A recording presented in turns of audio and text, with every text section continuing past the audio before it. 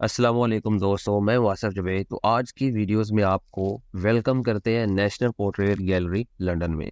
यहाँ British history की सबसे मशहूर पोर्ट्रेट्स मौजूद हैं। यहाँ का सबसे famous portrait portrait of queen Victoria है। ये पोर्ट्रेट आर्ट और अपनी हिस्ट्री की वजह से काफ़ी फेमस है।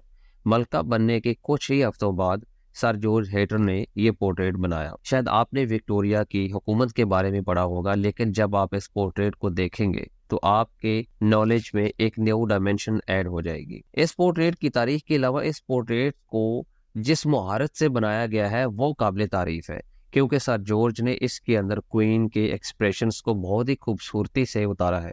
जब कभी आप यहाँ जाएं, इस पोर्ट्रेट के सामने खड़े हों, तो अपने आप को खुद में और इस पोर्ट्रेट में एक कनेक्शन फील होगा, क्योंकि ये आपको हिस्ट्री के बारे में मुतासर करेगा। दोस्तों, मुझे उम्मीद है आज की ये वीडियो आपको पसंद आई होगी और आपके लिए इंफॉर्मेटिव रही होगी। आप अपनी राय का इज़हार कमेंट सेक्शन में भी कर सकते हैं। मैं मिलूंगा आपको एक नई इंटरेस्टिंग वीडियो में। तब तक के लिए अपना ख्याल रखिए। अल्लाह हाफिज।